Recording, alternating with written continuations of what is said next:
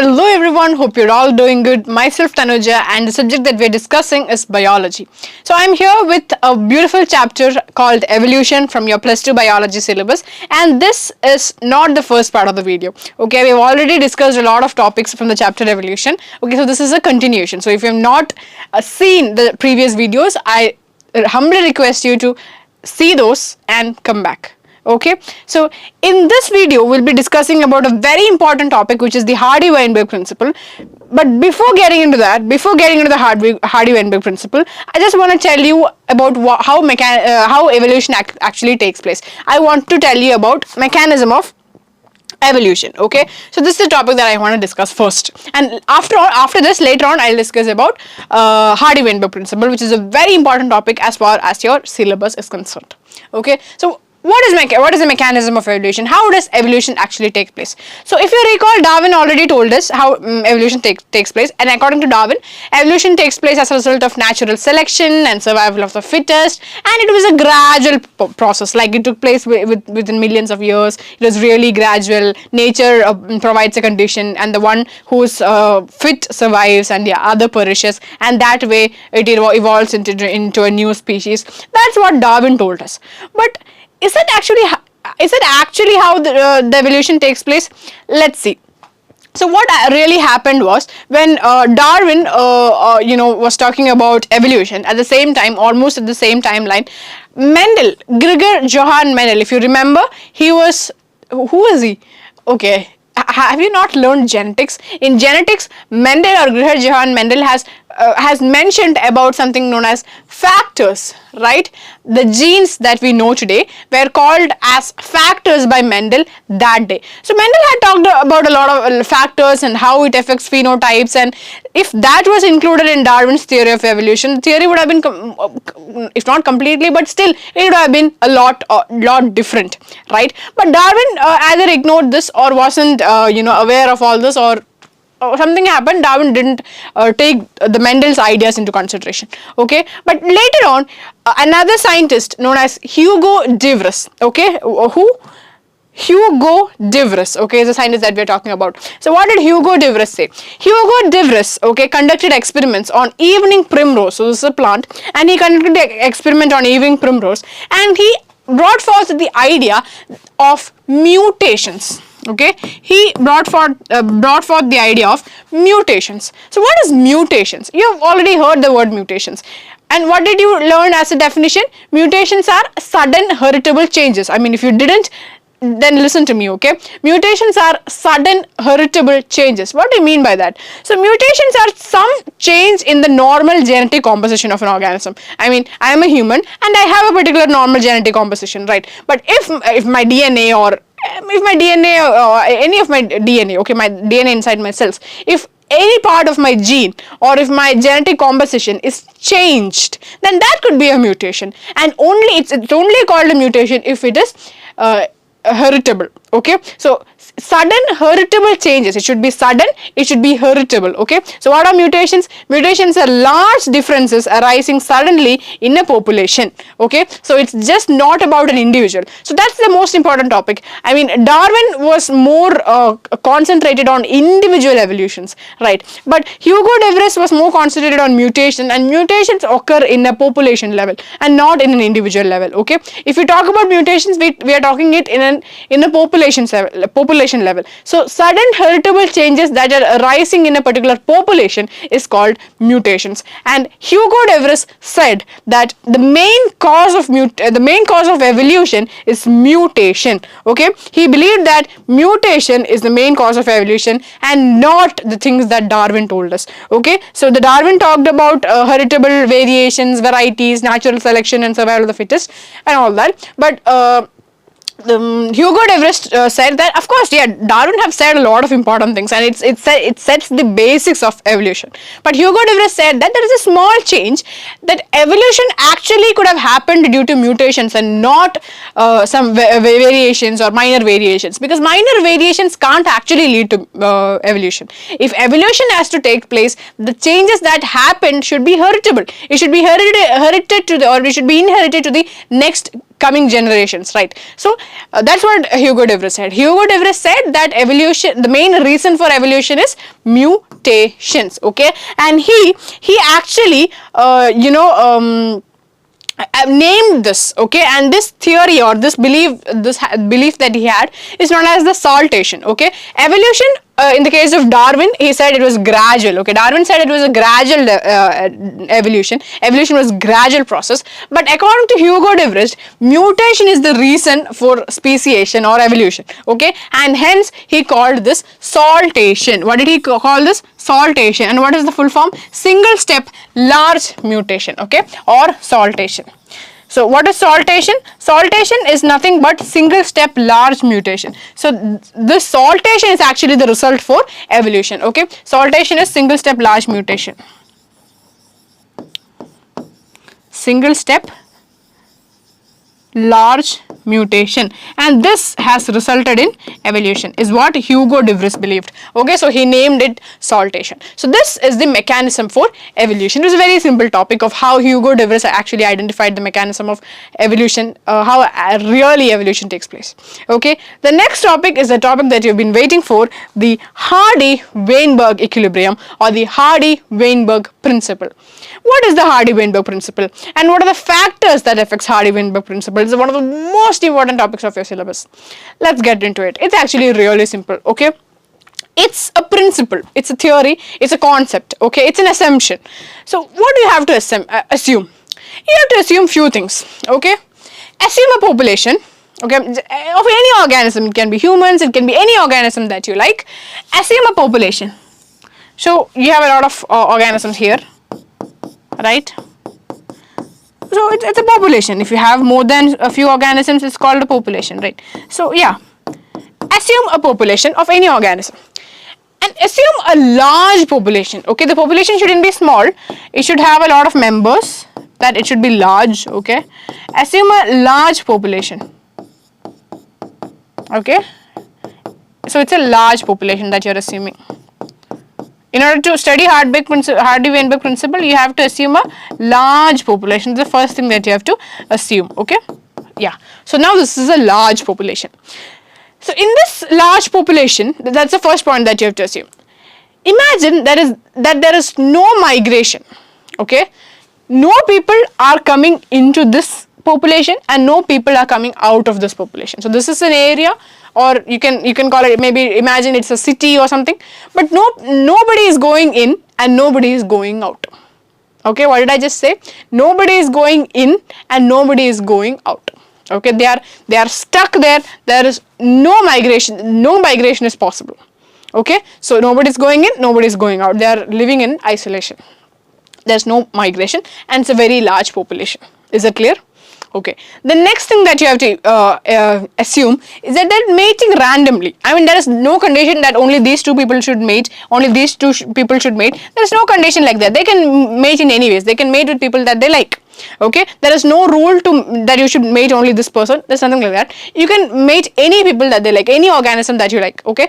Any organism in the sense that organism of the same species, okay. Any person that you like, okay. I'm just taking the example of humans. It can be any organism. It can be frogs, it can be cats, it can be mouse, whatever, okay. I'm just it's easy for me to draw a human, a stickman figure.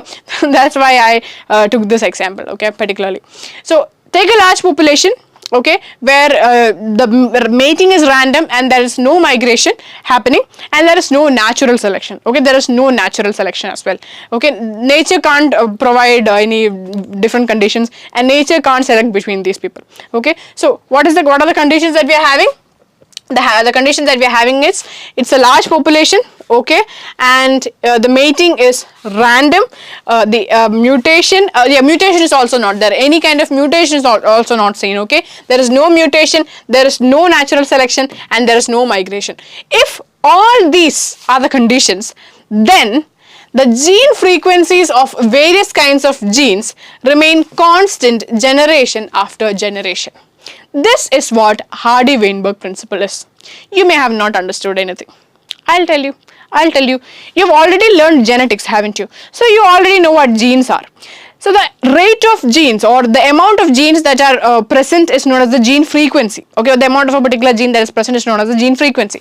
So if no people are coming from outside, there are going to be no other genes. Okay, see, if this is a particular population and if these people have 100 as a gene frequency, if they are not going outside, if there no people are coming outside, and if there is no mutation, if there is no natural selection, the gene frequencies will always be constant. It will always be 100. If it was 100, it will always be 100, because of course new people will arise, but the old people will die. So the gene frequency, if you look at the frequency, we are not looking at particular genes. Okay, we are looking at gene frequencies in a population level. And if we look at gene frequencies in a population level, if we are looking at the frequency there, we are not looking at the number of genes, we are looking at the gene frequency. And if we look at the gene frequency of different genes, we can see that it's actually constant. And when is the gene frequency constant? When the 5 conditions are applied. It should be a large population, there should be no migration, there should be no natural selection, there should be no mutation, and the mating should be random.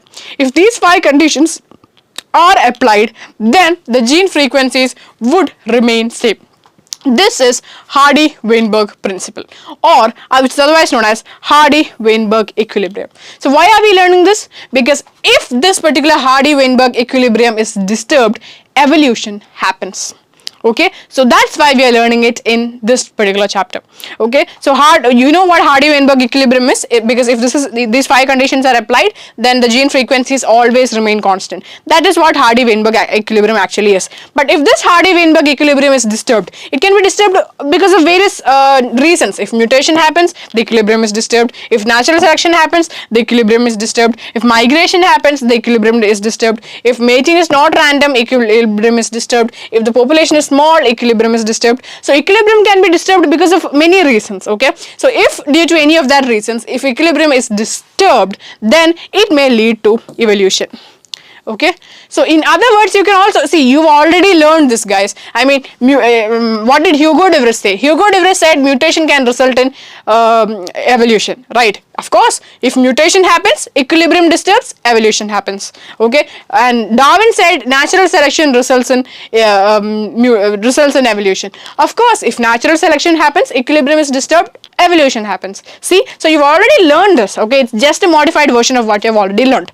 So that is what is known as Hardy-Weinberg principle, and it was proposed by G.H. Hardy and W. Weinberg independently in 1908. They did not do it together. Even though we call it Hardy-Weinberg principle as a single principle, they have developed it separately. Okay, Hardy proposed it separately and Weinberg proposed it separately. So Hardy and Weinberg actually proposed this, and what does this tell us? This tells us the genetic structure of a non-evolving population. So here this is the structure or the genetic frequency or the genetic structure of a population that is not evolving is explained by Hardy-Weinberg principle. So now I hope you understand what Hardy-Weinberg principle is. Okay, you just have to assume 5 conditions, and if these 5 conditions are satisfied, then Hardy-Weinberg equilibrium remains. That is, the gene frequencies are gonna be constant.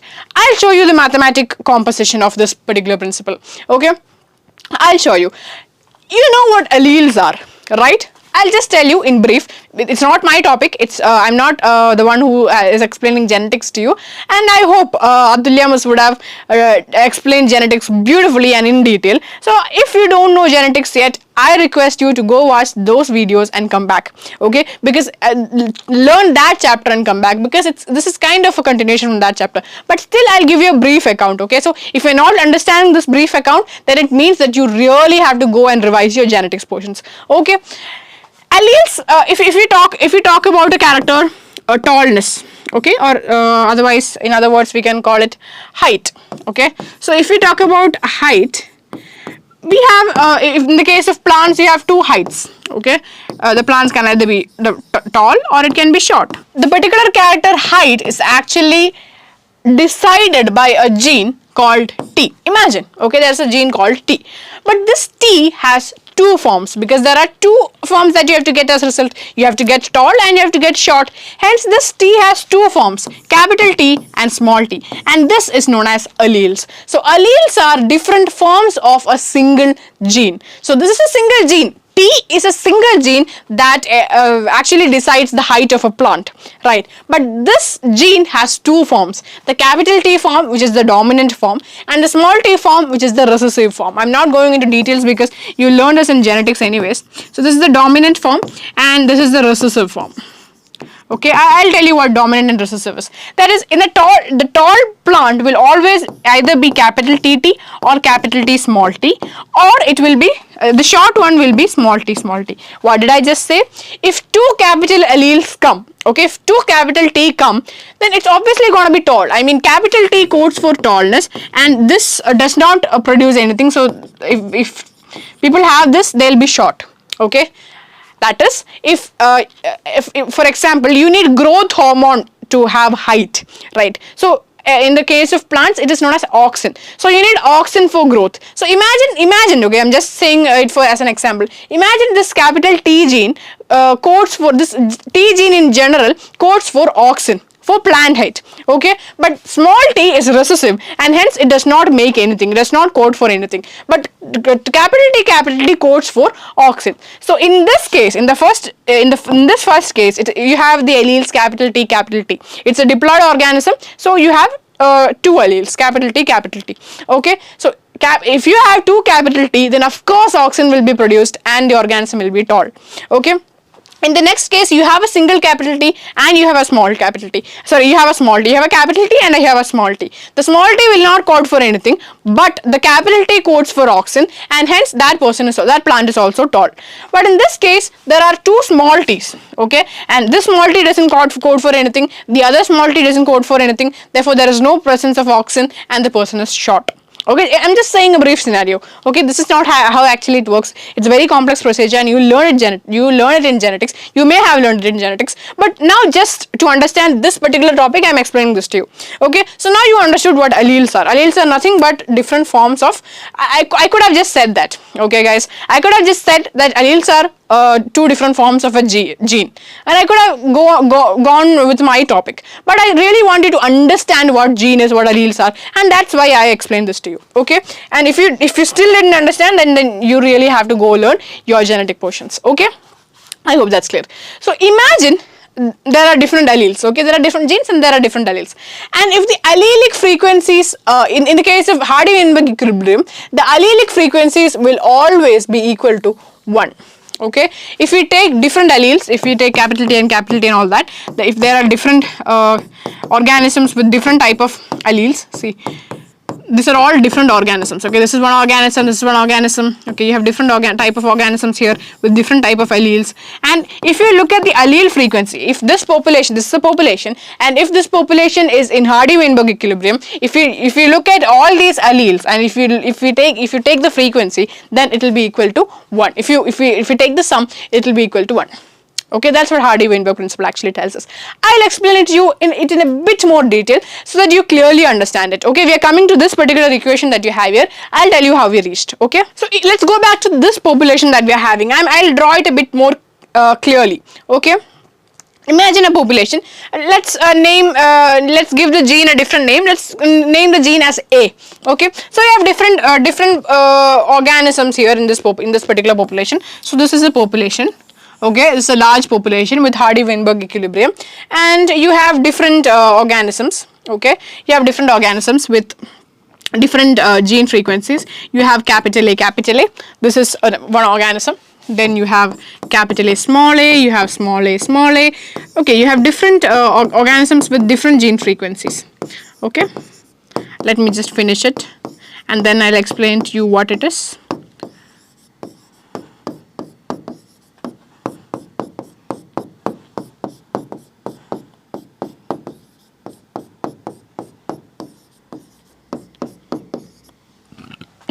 You look here.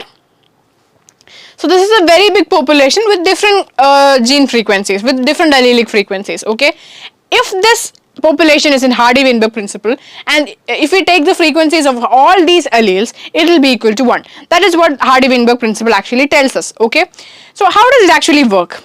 So in this equation, the capital A. Okay, so the capital A is represented by the letter. The capital A allele is represented by the letter P. Okay, and the small a allele is represented by the letter Q. Just imagine, okay, I'm representing the gene frequencies of capital A as P and small a as Q. Okay, what did I just do? I'm representing the allelic frequency or gene frequency, whatever. Because I'm representing it of alleles, I'm calling it allele frequency. Okay, so I'm representing the allelic frequency of capital A, that is the number of times the capital A have occurred. Okay, the number allelic frequency of capital A as P and the number of allelic frequency of small a as Q. Okay, so the capital A organism will be P into P, that is P square. P into P is P square. So capital A organism will be P square. Okay, and this will be P into Q, right? Because the small a has an allelic frequency of Q, and this will be Q into Q, which is Q square. That will be Q square. Right, so in this way, if this particular I'm not writing the whole thing, but I really want you to understand that the allelic frequency of capital A is P square, of small a is Q square, and of capital A small a is PQ. Okay, and if this is in Hardy-Weinberg principle, and if we take the sum of it, it will be equal to 1. Right, if we add all of this and if we take a sum, it will be equal to 1. Right, that's what Hardy-Weinberg equilibrium says. That's our equation over here. See, P square plus 2PQ plus Q square is equal to 1. That's what we are saying. See, capital A stands for P square, and small a is for Q square, and capital A small a is for 2PQ. And if that's the condition, and if we add all of this, then we'll get 1. Okay, if the population is in Hardy-Weinberg equilibrium. Okay, and you already know that you've already learned in mathematics and algebra that a plus b whole square is equal to a square plus 2ab plus b square. So a square, this equation is in the form a square plus 2ab plus b square, right? Hence we can write in the form a plus b whole square or p plus q whole square. So p plus q whole square is also equal to 1. So these are the two equations that symbolizes Hardy-Weinberg principle, or this is the mathematical symbolization of the Hardy-Weinberg principle. Now I hope you understand what Hardy-Weinberg principle is, and I hope you understand the mathematical summation or mathematical symbolization of Hardy-Weinberg equilibrium. Okay. So that's all about Hardy-Weinberg equilibrium. Now let me tell you the factors that affect the Hardy-Weinberg equilibrium, that may disturb the Hardy-Weinberg equilibrium. It's really simple, you guys. Before that, I have a graph, but I'll not be explaining this graph now. I'll explain this graph only after I explain the factors. Okay, after I explain the major factors, I'll get back to this graph later on. Okay, so if I look at the factors, there are mainly 5 factors that may affect Hardy-Weinberg equilibrium. The first one is migration, obviously, as I said. And then you have genetic drift, you have mutation, you have recombination, and you have natural selection. So this is the 5 conditions, okay, 5 factors that may affect the Hardy-Weinberg equilibrium. Let's look at each one of this one by one. Okay, the first one is gene migration, which is nothing but the migration of people. Okay, it occurs when the members of a population enter a new population. So if there was a particular population, if new members enter into this population, of course new genes are coming into this population, right? So the gene frequencies will be disturbed, and the Hardy-Weinberg equilibrium will be disturbed. Okay, so that's about gene migration. Okay, and what actually happens is that if the new people coming into this population will be having new genes, and if they mate with the old people, the people that which are already in this population, if they mate, okay, I'll put a plus sign. If they mate, then what happens is that the children they are having will be a mixture. Okay, the children they are having will be of a particular of a new gene. Okay, of a mixture of both the genes, right? So in this way, the equilibrium will be completely disturbed. So that's the first point, gene migration. The second factor is genetic drift. What do you mean by genetic drift? Let me tell you. Genetic drift is sudden changes or random changes in a small population. Okay, it is some kind of change in the gene frequencies happening in a small population. This is exactly why I said that when you learn Hardy-Weinberg principle, you have to assume that the population is large, because if the population is small, then there are chances of genetic drift. Imagine a small population of bugs. Okay, imagine a human kicks or kills few bugs on the way, that human is walking. It kills few bugs. Okay, so in this small population, okay, this was a small population, and in this small population what you can actually see is all these green bugs are killed. So you only have the brown bugs left. The gene frequency is completely disturbed. The Hardy-Weinberg equilibrium is disturbed. So in the sudden changes that are happening by chance in small populations is known as genetic drift, and genetic drift can also disturb the Hardy-Weinberg equilibrium. I hope that's clear. The next factor, and one more point that you have to remember, is that this genetic drift was studied or described by Sewall Wright. He's a scientist, and he described this particular phenomenon in genetic drift in 1931, and hence genetic drift is also known as Sewall Wright effect, because as Sewall Wright found it, the genetic drift is otherwise known as Sewall Wright effect. Okay, so this is about genetic drift. The third factor that you had is genetic recombination, which is also something that you may be already familiar with, okay, in cell cycle and all that. Genetic recombination is nothing but when if there are two organisms A and B, if these two people mate and form a new organism C, then this C will be having some portion of the A and some portion of the gene of the B, right? It will be a mixture of both. I mean, you guys are a mixture of both of your parents, right? So in that way, this new organism will be a mixture of both of these organisms, both of the parents' gene, and this actually happens because of recombination. So recombination is nothing but, this is not my topic again, this is a topic that comes under the cell cycle concept, cell cycle and cell division concept, and it's really clearly explained over there. I hope you already know that. Anyways, this is genetic recombination is nothing but reshuffling of genes, or simply saying transfer of genes, okay, reshuffling of genes between non-sister chromatids. Okay, so if you look at the chromatids, if this is one chromatid and this is another chromatid, then if these if these transfer gene composition between them, then it's known as genetic recombination. Okay, if these transfer, it's not known as genetic recombination, but if this particular chromosome and if this chromosome transfers the genes between them, it's known as genetic recombination, and this is the third factor, okay, that affects the equilibrium, the Hardy-Weinberg equilibrium. I hope it's clear. The next factor that you have is the natural selection. I don't have to explain this anymore because you have heard it enough, right? I've been talking about natural selection the moment I started this chapter, right? From the moment I started this chapter, so I don't have to explain it anymore. So natural selection can also disturb your Hardy-Weinberg equilibrium. So I hope that's clear. So these are the main factors that affect your Hardy-Weinberg equilibrium. Now going back to the graph that I left, right, I've left out a graph, and this graph is there in your NCERT textbook, but it hasn't been explained that well, but still I'll tell you what this is. So basically in a population there can be different types of growth. Okay, if you look at a population, the population can be of different types. Okay, in order to explain this particular graph, let me just take an example for a minute. Let me just take an example of human height. Okay, so if you look at the character human height, if you look at the feature of human height, the height of humans, how can you see it? I mean, are we just like separated into two heights? I mean, if you're looking at the case of plants, you have tall plants, right? Capital T and capital T small t, they are all tall, and you have short plants, which are small t. You have tall plants as well. But you have tall plants and you have short plants, but this is not the case of humans, right? I mean, if you look at the height of humans, it's not just classified into tall and short.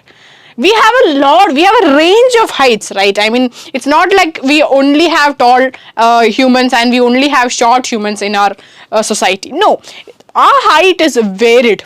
Right, our height is varied. In the case of human height, it is varied. It's varied because it is controlled by a lot of genes. Like in the case of plants, some plants it's controlled by only two genes, one gene, capital T and small t, two alleles, right? But in the case of human height, it's a polygenetic character, so it's controlled by a lot of genes, and that's exactly why it's showing this much variation. Anyways, don't keep that in mind. Okay, leave it. I was just giving an additional information. Anyways, if you consider human height, of course there will be tall people. There will be tall people, for sure. There will be people who are very tall. Fine. There will be short people as well. Of course there'll be people who are short in height, and there'll be people who are in the middle. Okay, there'll be people who are having a medium height. They're not so tall and not so short, in the medium level. So there'll be three types of people in general. Okay, and all those people who are not tall and short goes in the section medium.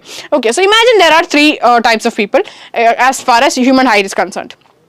Okay, now imagine a natural selection takes place. Okay, in the case of humans, nature gives some conditions and natural selection is taking place. If natural selection takes place, no matter what the organism is, no matter what our conditions are, if natural selection takes place, there are only three chances of how a population can change. Okay, there are only three ways of how a population can change. The first way, okay, the first way in which a population can change is stabilizing change. What is it? Stabilizing. This is the first change. What does it mean? It means that both the extremes, the tall and the short, will be killed. I mean, it's a natural selection, right? So it's a condition, nature selects and nature provides a condition in which only the people with medium height can survive. The people with both the extremes die. Imagine just a situation, I'm just giving an example. Imagine the people with a very tall height dies, and imagine the people with short height also dies, because they can't survive, because it's such a condition. Nature has provided you with such a condition where only medium people can survive. Okay, and both the extremes won't be there. And if this is the case, then you call it the stabilizing change. So this is the first type of change that can happen in the case of natural selection. So if natural selection happens, there are three types of changes. The first one is the stabilizing change, where there'll only be medium features or medium characters surviving. Rest will, both the extremes will be dead, or both the extremes will be washed off. Okay, so this is the first case. Now let me explain the second case. The second case is directional change. Stabilizing change is the first one. The second one is directional change. What is directional change? So in directional change, what actually happens is, imagine a scenario where natural selection takes place again, and only either of the extremes will survive. That is, let me give you a scenario. Nature is giving you a particular situation where only tall people can survive. Both people with medium height and short people will die. Only tall people will survive. Okay, only tall people will survive. This can also happen. Natural selection can happen in this way as well. So what will happen? The graph will move in a particular direction. Imagine this is the tall side and this is the short side. Okay, imagine this is the tall side and this is the short side, and this is the medium part. Okay, so here the graph was in the medium part. In the tall part there was no one. In the short part there was no one. Only the medium people survived. So the graph was in the middle. But in directional change, the graph is shifting towards one direction. In this case, only tall is surviving, right? The short people are dying. Here you have the medium people are dying. You only have the tall people left. So the graph is shifting. Okay, the graph is moving to any one of the direction, any one of the extremes, and this is known as directional change. Okay, always remember, the graph can shift into both directions. Okay, graph can either shift towards the short side or towards the tall side, but only one at a time. Okay, either tall or short. Anyways, don't confuse. You just have to learn that in directional change, the medium will not be favored, one extreme will not be favored, but only one extreme will be favored. Any one of the extreme condition will be favored, and hence the graph will move towards that particular direction. So this is known as directional change. Okay, this is the second type of change that can happen. And then comes the third type, which is the disruptive change. The disruptive change.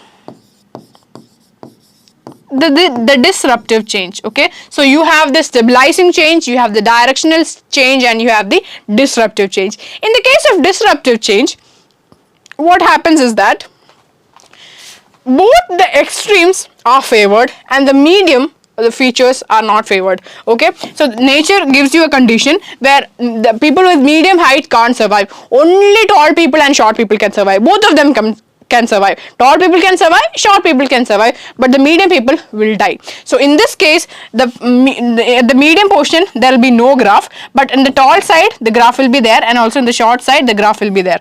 Okay, so in this condition the medium is killed, or the medium is not favored. The people having middle features are not favored, but the organisms with extremes, both the extremes, will be greatly favored. Okay, so this is known as disruptive change. So these are the three changes that can take place when natural selection actually happens in a particular population.